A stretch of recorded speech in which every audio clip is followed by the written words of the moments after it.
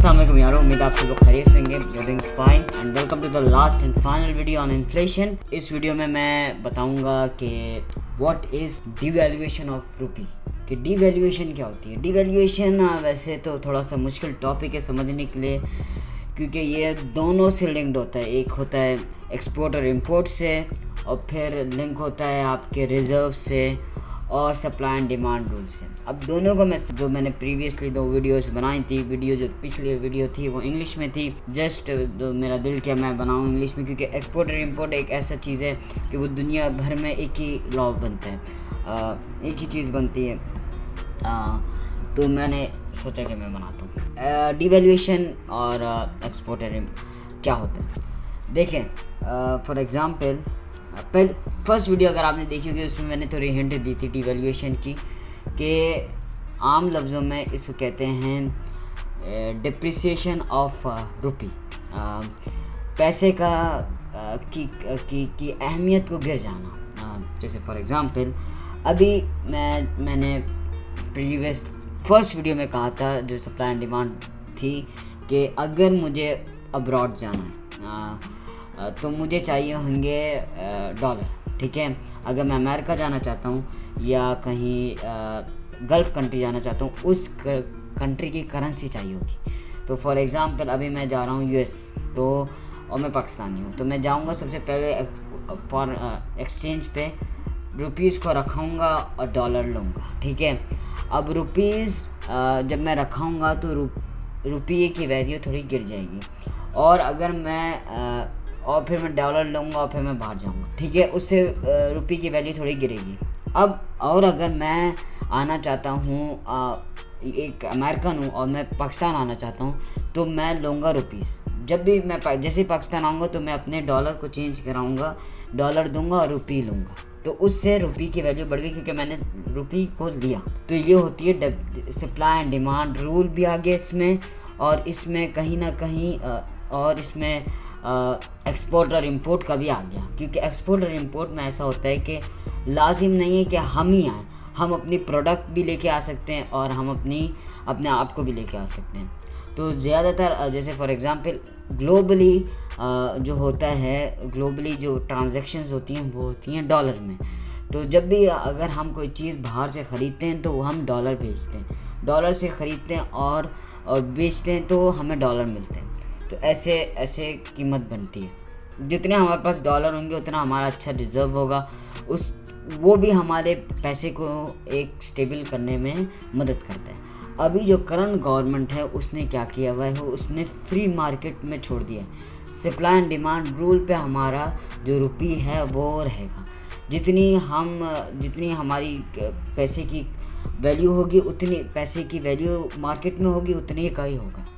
अभी क्योंकि कोविड की वजह से हमारी जो पैसे, क्योंकि ट्रैवलिंग नहीं हो रही थी इस वजह से, और एक्सपोर्ट क्योंकि ग्लोबली डिमांड गिर गई थी, इस वजह से हमारे रुपये में थोड़ा सा फ़र्क पड़ा है।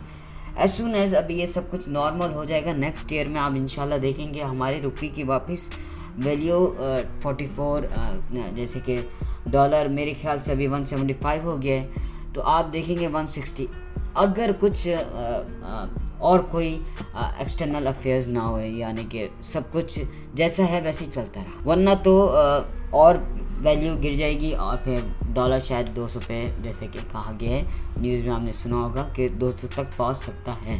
It can happen which will in turn prices बढ़ जाएंगी।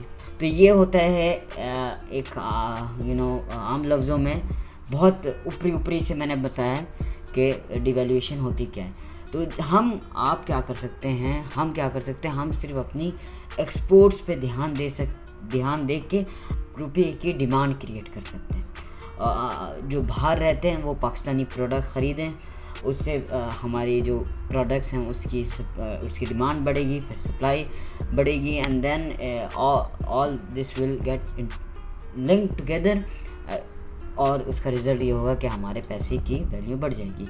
और दूसरे है कि हम अपने क्या एडवर्टाइजमेंट करें, हमारी कंट्री में आओ, घूमो फिरो, और you can visit our country. Travelling के थ्रू हम कर सकते हैं, अपने पैसे को मजबूती दे सकते हैं।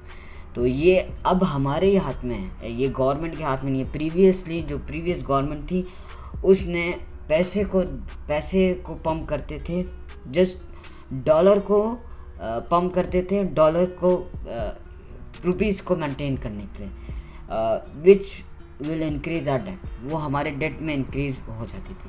वो भी एक तरीका है क्योंकि उससे लोगों पे इम्पैक्ट नहीं होता था, उसमें डायरेक्टली एक जो नॉर्मल ले मैन है जो रेडी चला रहा है उस पे इम्पैक्ट नहीं आता था, पर पूरे मुल्क में इम्पैक्ट आता था।